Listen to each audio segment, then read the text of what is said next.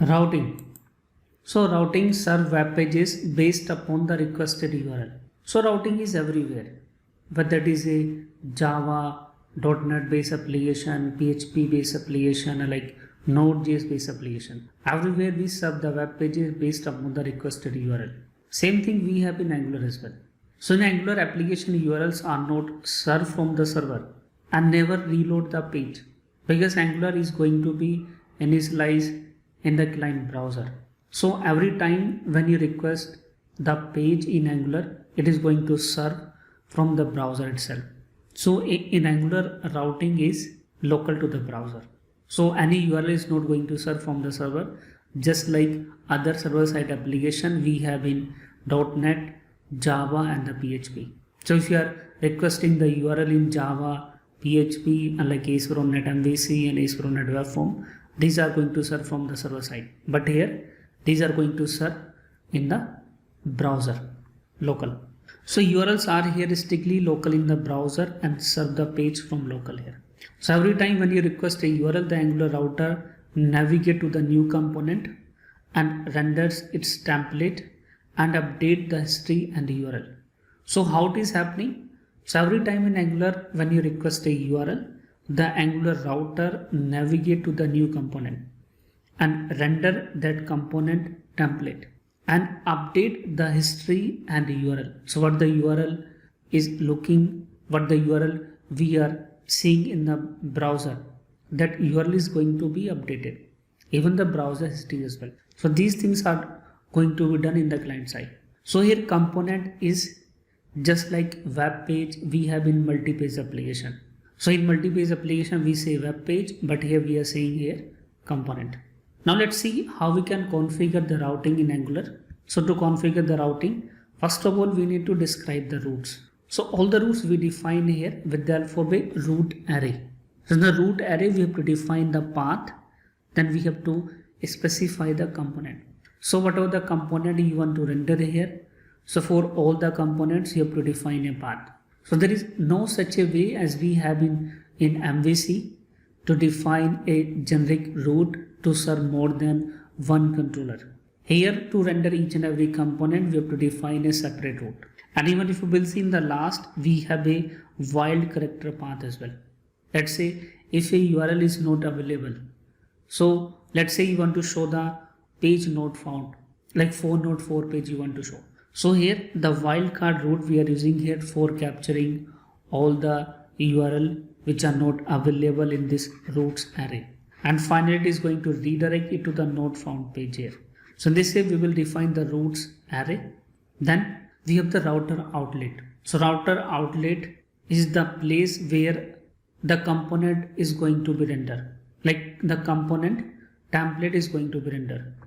So in the router outlet, we are going to render all these components based upon the requested URL. So if you are from the background of MVC, so in MVC we use @render body method. Same way we are using here router outlet to render the content of our MVC. So router outlet we are using here to render the content of our Angular component. Then we have here a router link. So router link is used to define the linking between all these routes. So we have here router link. So at the anchor tag just define the router link, then pass the path here. So you can see here we have a path about /:id. So id is a required parameter. So when you are going to access this about path, so you have to pass the id as a required parameter. So I'm passing here id as a required parameter 4. Then when you will click on this link, it will navigate to this about us page and it will render the component named as about component. So these are the three things we have to do to configure the routing in our Angular application. So let's see how we can create an application to configure the routing in Angular. So just do one thing, just I'm opening a command prompt here. So just navigate to the location as cd code, and in this folder I'm just going to create my Angular application ng new app routing. This is my application name. And if you want to configure your application with routing, so there is an option here routing. So it will create my Angular application app routing with the routing configuration. So in Angular CLI there is a flag dash dash routing to configure your application with routing configuration. And here I don't want to install the node packages at the time of creating the application. So I'm just going to skip all the node module installation. Skip install. So it's created an application with the name app routing. Now here open the VS Code and open the same folder. So I'm just going to open the same folder here, app routing. And if you will see, this is my source and the app. It's automatically added the setting for routing. So it's added a app module. This is the root module here, and it's added a module named as app routing module. So in the app routing module is configure the routes. So right now the routes array is empty here. We will define as per our requirement, because in our application right now we have only one component named is app component, but this app component we are using here as a router outlet, means as a layout we are using here. So what we are going to do here, just remove all the things from here. I am removing, and from the app component just remove this title as well, even this inline style sheet. Remove the testing file, this CSS file. Now it is clean and clear. Now install all the node packages by running the command npm install. So it's install all the necessary module for our Angular application. Now here I'm just showing the way how the application is running here. I'm just adding a simple h2, so like my app, so that we get something when I will run my Angular application. I'll just run the command here ng serve. Now here using the localhost 4200 port number, I can access this application. So what we are getting here, we are getting here message here my app. So whatever that the default component we have here, app component, this is the message is showing to you, showing to us here. So what we have to do now, we have to define others component as well, so that we can connect together and we can navigate from one page to another page.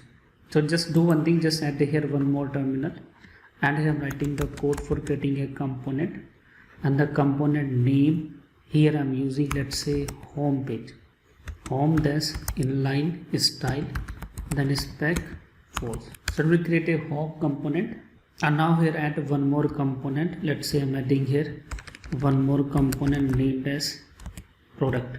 That's it. So let's in the app routing module just define the routes for these two components here. So I'm just defining here using the object. So path, as a path I'm just using empty, because for the home page it should be here empty, because when you will try to access any domain, let's say domain.com, it will be here empty. So just use the option here component, and as a component I'm using here, let's say home component. Same way we can define other path as well. There's the other path I'm just using here product. Let's say here we want to show the product information based upon the product ID. So I'm just passing the product ID here. Now just import the product component this way. So in this way we have specified here two routes, one for home page and one for the product component. So now here for the linking just use the app component HTML, and here just define the menu bar. So here I can define the menu bar using the bootstrap navbar basic. So I have installed the bootstrap snip pack in my VS Code, so that's why I'm getting these snips. Now just choose one of the snip here. I'm just selecting here basic. So it's creating the basic menu for bootstrap here. Define the title name, let's say Angular SPA, because we are developing the single page application here. Now here just define the router link. So as a router link I'm using here router link. So again I'm using the Angular snip to define the router link here, and here we have the option here router link active. If you want to show the on which page you are right now, so there is a router link active, you have to define the class name. So in bootstrap there is a class active which you can mention here. So right now I'm not using this one, just remove as it is, because we are using here a router link, just simple. Same way use the router link here for product. We will define the other things later on, and I just use a div, and a div I'm just defining a class container. There is a class container in bootstrap, so that all the things will be aligned in the center of the web page. So now let's run the application. So application is already running on the terminal 1. Now let's see what the output we are getting here. So you can see we are getting here home bugs, we are getting here. For the product we have not passed any parameter, so just pass the parameter as well. So let's say the product ID I'm passing here, let's say. So see product. So if you are getting any error, we can verify here like this way. So router link and make sure in the product we have the parameter colon ID. It's perfect.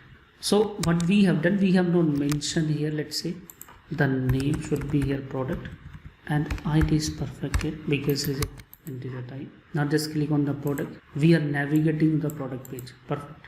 Home and the product. But here we are not getting here the menu as we should get as per the Bootstrap design.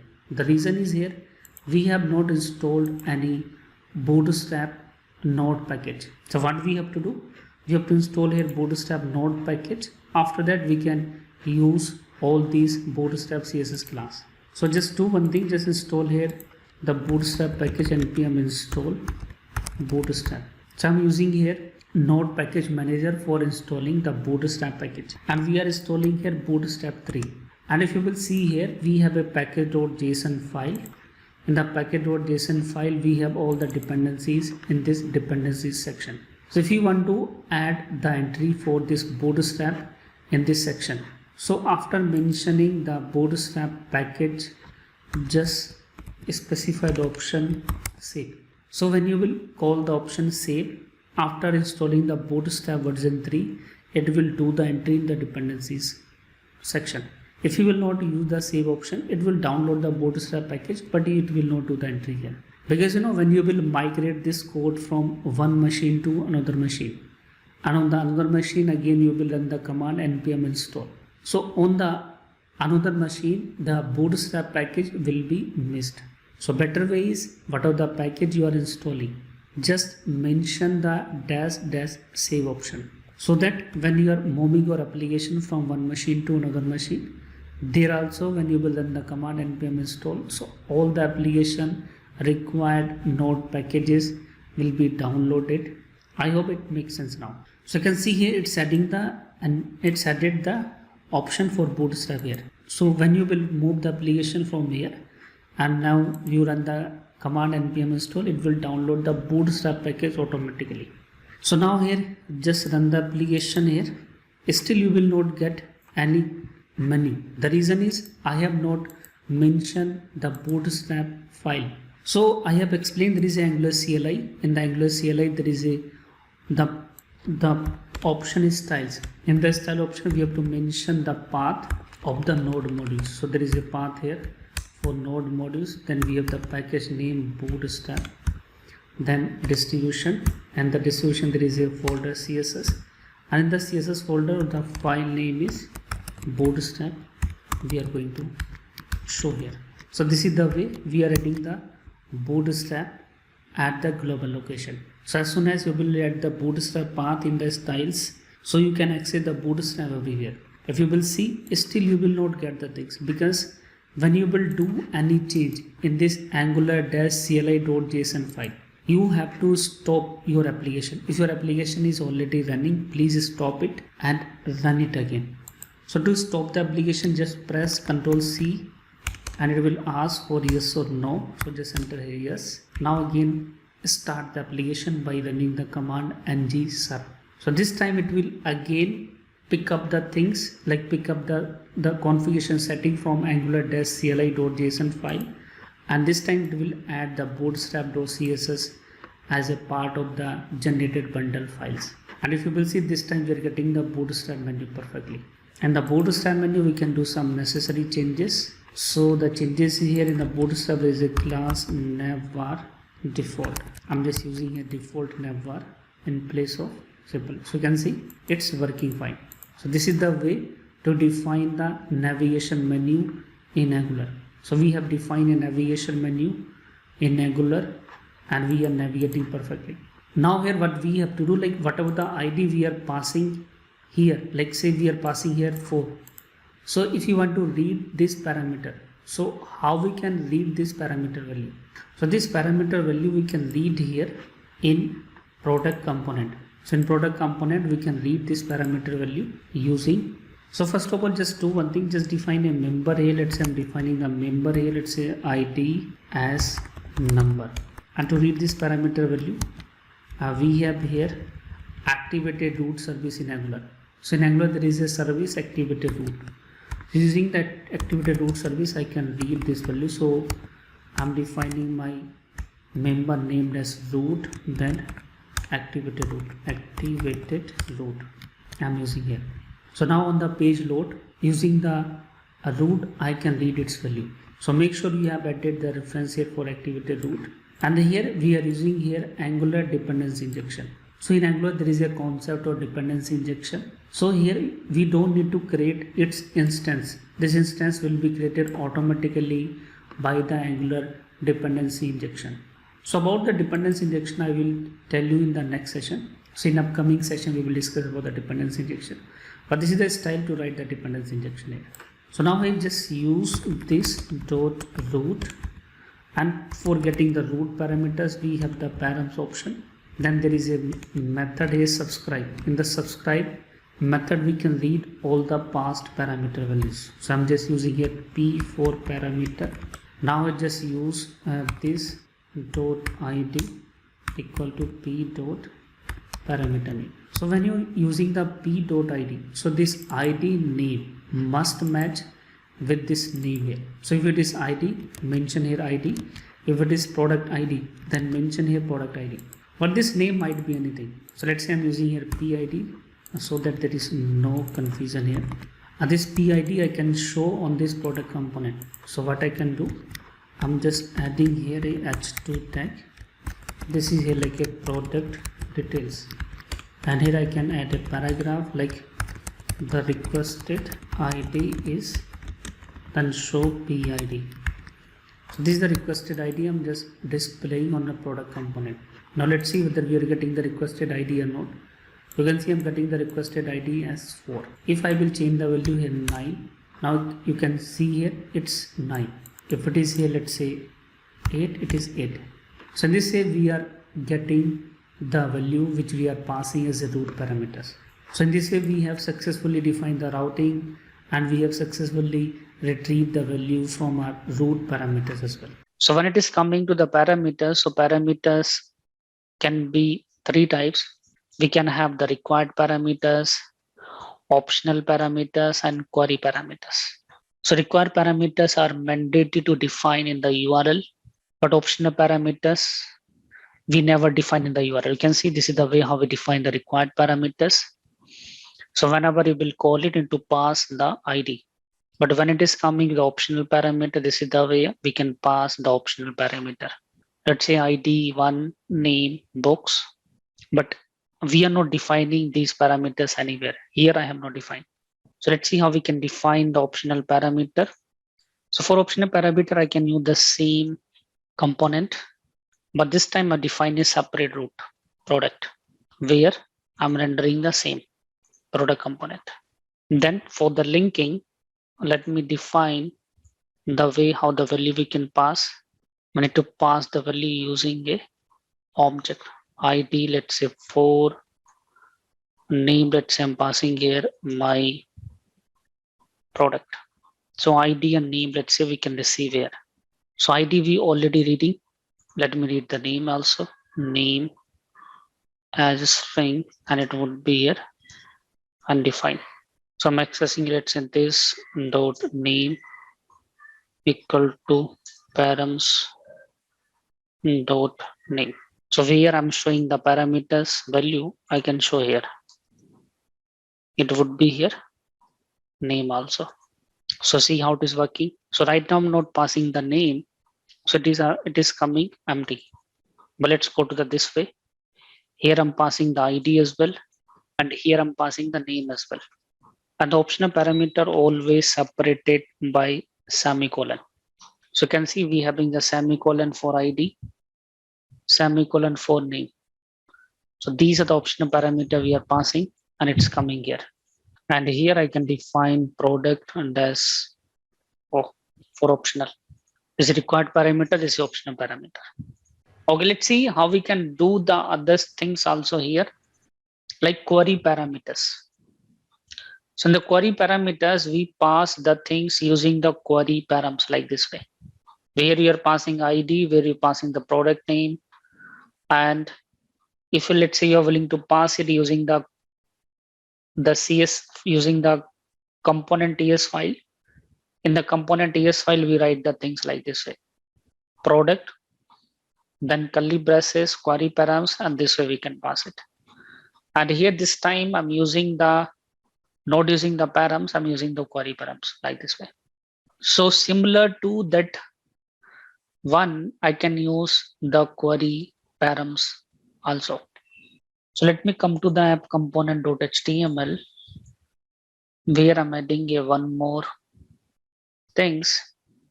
I'm adding, let's say, products, and this one I need to pass here as a query params. Let's say query params. So it is here product Q.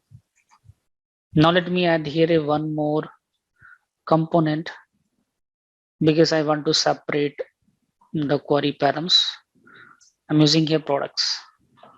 Now in the routing, let me define a one more routing that is for products component. So in products component also we can do the similar things. We need to use here private root colon activated root. Then I can read the value ID as number. If it is not defined, it is undefined. Name as a string, and use undefined. Now get the value here. This dot root query params, then subscribe. Then what parameters we are getting? Let me assign them. ID equal to params dot ID. Then name equal to params dot name. This way. Now we can mention here. It is for query params. Then we having the passed value. So what the value we are passing? We are passing here ID. We are passing here name. So make sure in the app component we having products, we passing the things perfectly. Go to here query params.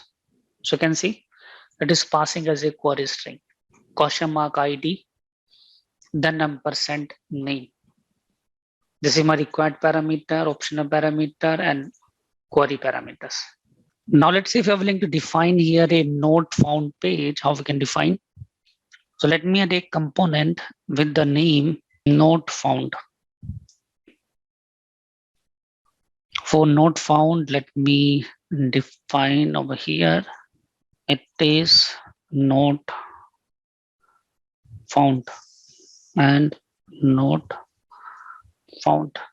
Let me define for path double asterisk and redirect to not found this way. So if let's say a URL which is not available, I'm requesting this one. So where it is going now, it is going to the not found. So the not find I can mention here at 2 4 not 4 error. This way. This I'm getting here 4 not 4 error. If a URL is not available, like this way. Got it? This is the way a not found can be defined. Make sure it is the last root.